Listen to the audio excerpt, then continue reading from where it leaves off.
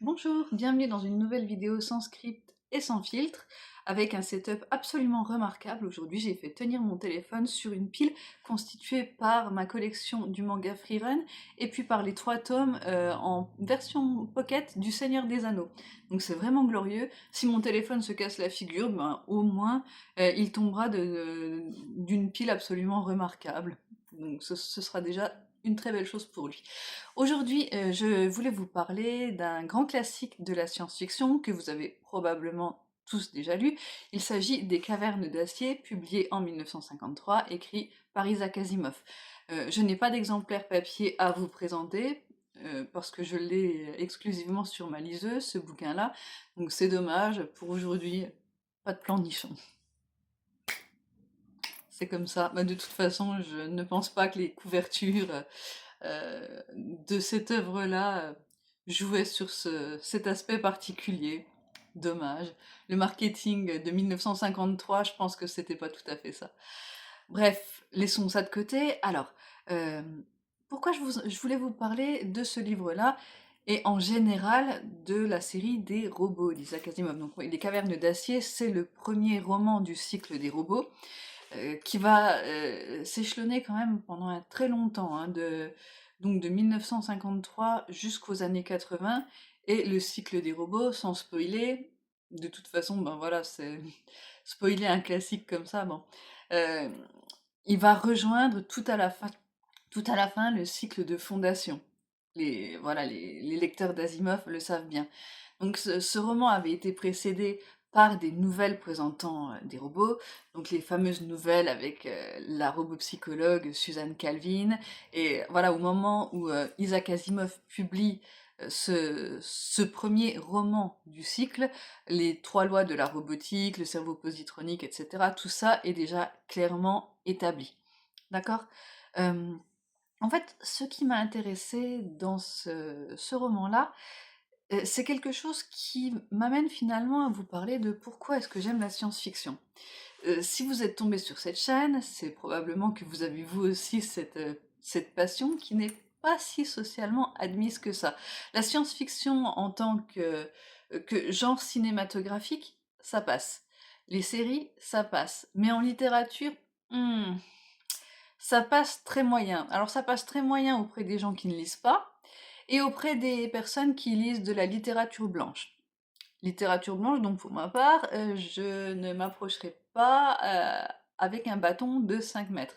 Excepté Marguerite Yourcenar, mais bon, pour Guiguite, on peut faire une exception. En général, voilà, la littérature blanche m'insupporte et m'a toujours insupporté. C'est pourquoi j'étais la cible de remarques désobligeantes de la part de mes professeurs de français lorsque j'étais jeune. Je suppose que vous avez aussi des anecdotes à raconter. Allez-y, laissez-les en commentaire, ça va tous nous soulager collectivement. Et en fait, voilà, ces gens-là imaginent que nous, adultes, aimant la science-fiction en littérature, nous sommes des gens un petit peu immatures, comme ça, aimant des histoires de vaisseaux qui se tirent dessus dans l'espace.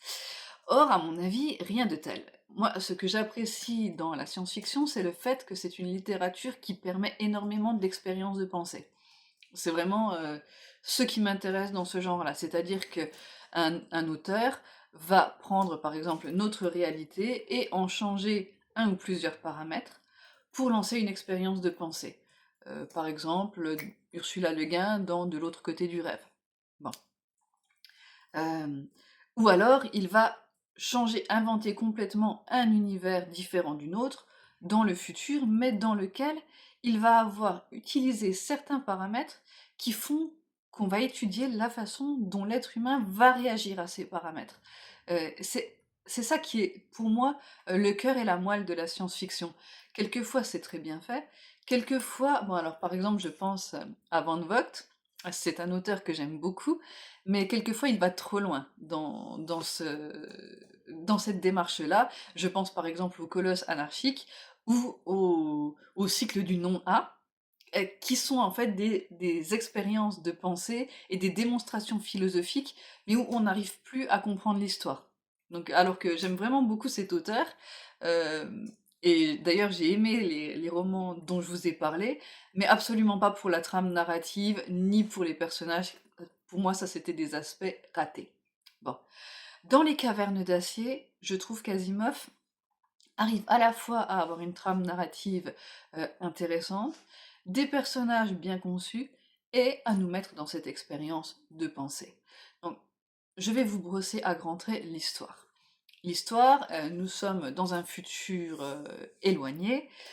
On ne sait pas, aucune date n'a été donnée. Bon, un futur éloigné, peut-être 3000 ou 4000 ans après notre époque.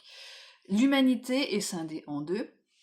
Donc, nous avons d'un côté les terriens qui vivent sous la surface, dans ce qu'on appelle les cavernes d'acier, c'est-à-dire dans des cavernes, mais des cavernes extrêmement technologiques. Évidemment, ils ne sont pas retournés à un âge de pierre, non. La surface de la Terre a été globalement, peut-être à cette époque, contaminée par des radiations. Alors ça, pour en savoir plus, il faut relire un des autres classiques d'Asimov qui s'intitule Cailloux dans le ciel. Et du coup, les gens sont réfugiés sous la surface dans des villes immenses, surpeuplées, où les ressources sont alors rares et où il y a, voilà, on va avoir toujours du rationnement en fait.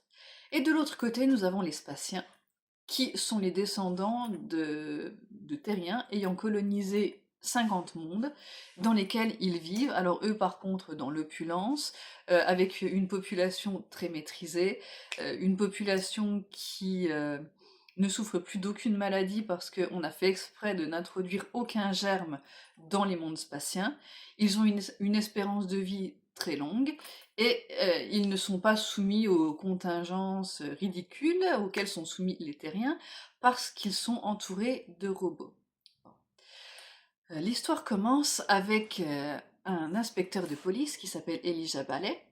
Et donc notre Elijah, lui, alors il jouit de certains privilèges dans cette société terrienne qui est devenue pratiquement une société de caste. Hein. On peut monter en faisant beaucoup d'efforts, mais on peut aussi redescendre très vite. Lui, il vient d'une famille qui était redescendue tout au bas de l'échelle sociale, et il veut absolument maintenir son statut, qui est très précaire et qui peut s'effondrer à n'importe quel moment. Et donc cet inspecteur de police, il vit dans cette société où on déteste les robots. Pourquoi est-ce qu'on déteste les robots? Eh bien parce qu'ils peuvent voler notre travail. Donc, les terriens se méfient des robots. Les terriens sont, à l'époque d'Elijah Bellet, sont même un petit peu passéistes. Il existe, par exemple, un mouvement médiéviste. Donc les médiévistes vont faire des choses comme avoir de fausses fenêtres euh, à leur mur ou porter des lunettes. Bon. Et Elijah, voilà, sans être un médiéviste, n'est pas dépourvu des préjugés de son temps en ce qui concerne les robots. D'ailleurs, les robots sont très rares sur Terre et sont des spécimens euh, voilà, qui sont plutôt des robots comme on pourrait imaginer de nos jours, c'est-à-dire vraiment des tas de ferraille. Bien. Sur cette Terre-là, il existe un endroit qui est une enclave spatienne, dans laquelle vivent des spatiens à l'abri des terriens, du coup, mais c'est en fait une sorte d'ambassade. Dans cette ambassade, il y a certains spatiens qui voudraient effectuer un rapprochement avec les terriens. Parmi eux, un scientifique qui s'appelle le docteur Sarton. Et un jour, ce scientifique est assassiné. Bim. On confie l'enquête à Elijah Ballet, et il se rend donc à Spacetown, dans l'enclave spatienne, et on va lui donner un coéquipier. Or, ce coéquipier est un robot, le fameux R. Daniel Olivo, que tous les lecteurs d'Asimov connaissent. Un robot qui est extrêmement sophistiqué. Au début, quand Elijah apprend qu'il va devoir travailler avec un robot, il dit mais non, c'est pas possible. Dès que je vais mettre un pied dehors avec lui, on va se faire lyncher. Et en fait, non, parce que ce robot ressemble trait pour trait à un humain. Donc, l'histoire, en fait, va être toute une enquête policière pour savoir qui a assassiné ce scientifique, pourquoi, et ça va être en même temps l'occasion d'explorer le monde terrien. C'est surtout ça dont je vais vous parler maintenant. Parce que finalement, l'enquête, je vous la laisserai découvrir si ce n'est pas encore fait. Depuis 1953, on n'a pas encore eu le temps de faire grand-chose, hein, vous me direz.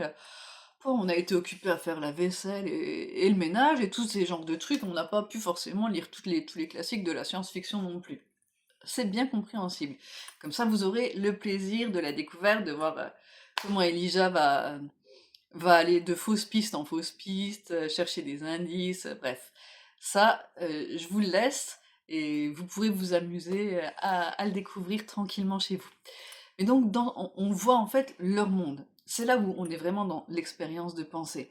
Asimov était quelqu'un qui était agoraphobe, je vous en ai parlé dans une précédente vidéo, d'où les cavernes d'acier, et il était aussi très préoccupé par la surpopulation. Et là, il a mis en scène la surpopulation. Donc cette surpopulation, où donc on a, comme je vous l'ai dit, un rationnement de toutes les ressources, donc un rationnement au niveau de la nourriture, un rationnement aussi en ce qui concerne l'accès à des choses très basiques. Par exemple, euh, il faut être assez haut dans l'échelle sociale pour avoir dans son logement un simple lavabo pour pouvoir se nettoyer. Bon. Non, ne parlons pas d'une douche, hein, ça, donc les gens en fait ont des bains communs, ont des cuisines en commun. Personne ne fait la cuisine, mais on va manger dans des espèces de grands réfectoires communs. À l'époque de l'histoire, donc Elijah et sa femme et son fils bénéficient d'un lavabo dans leur domicile, mais sa femme, euh, qui se fait appeler Jessica, mais en fait elle s'appelle pas Jessica, vous verrez, c'est encore un autre, un petit rebondissement intéressant de l'histoire.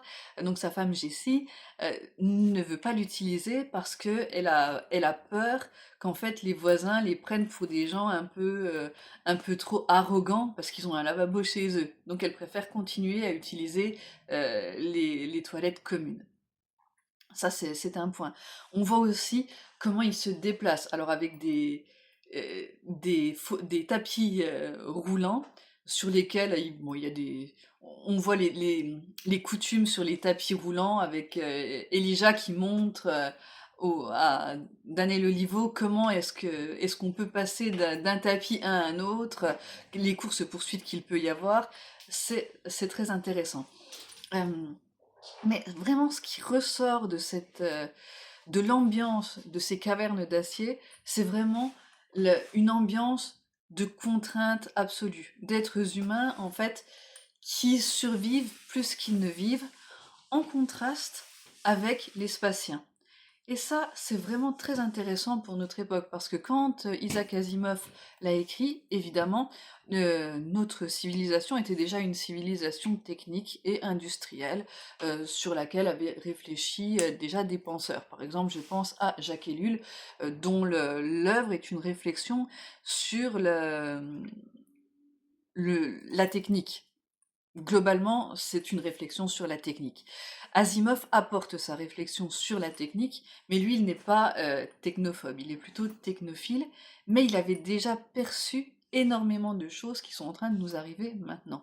Parce que sont les robots? Ce sont des intelligences artificielles dans des corps métalliques.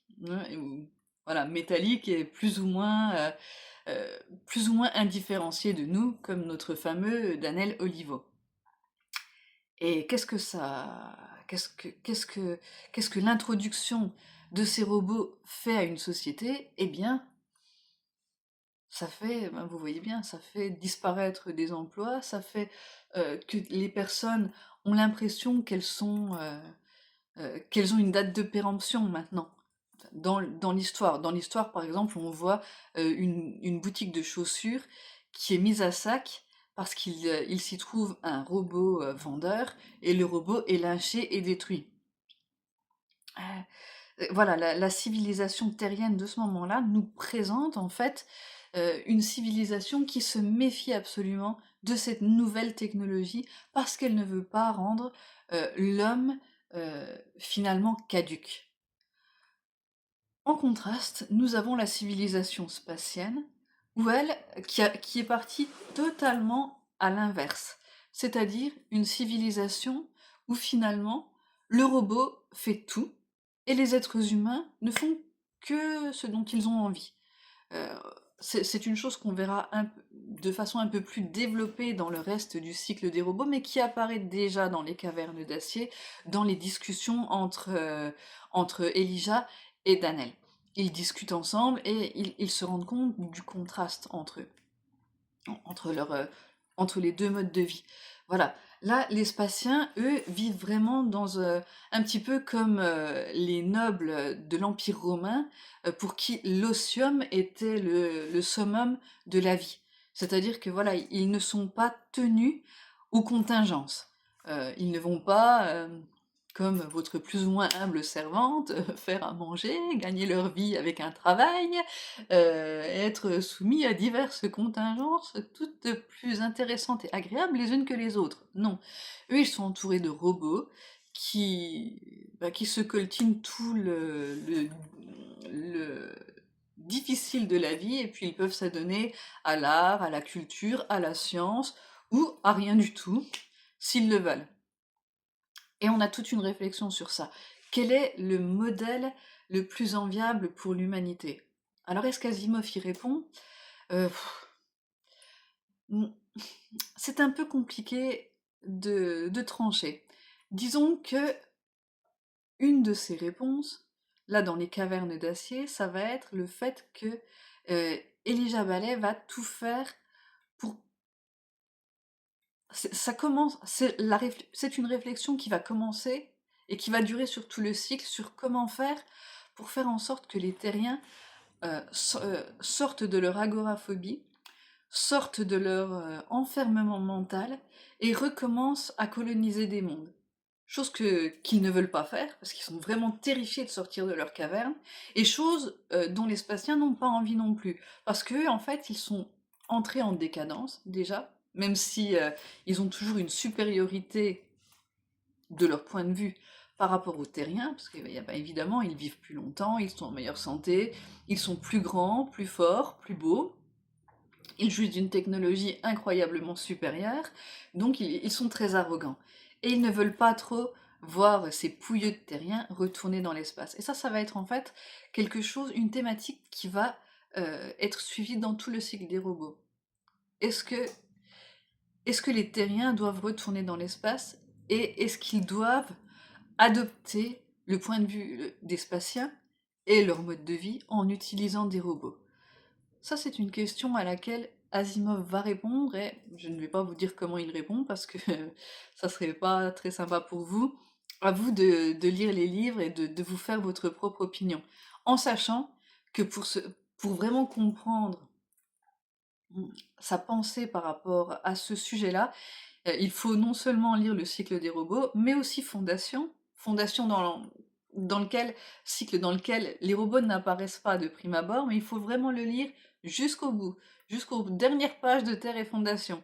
Et là, eh bien, on se rend compte que Quasimoff a une réponse qui n'est peut-être pas une réponse, qui est plutôt un appel à la réflexion, euh, une dialectique avec le lecteur, d'accord? Et libre au lecteur de trouver sa propre réponse avec les éléments apportés par Isaac Asimov dans tout le long de son travail. Voilà. En tout cas, moi j'ai été très interpellée par cette lecture. J'espère vous avoir envie de jeter un petit coup d'œil sur ce classique. Et puis en attendant, eh bien, je vous remercie de m'avoir écouté, si vous avez tenu le coup jusque-là, et je vous dis à bientôt pour une nouvelle lecture sans script et sans filtre. Au revoir.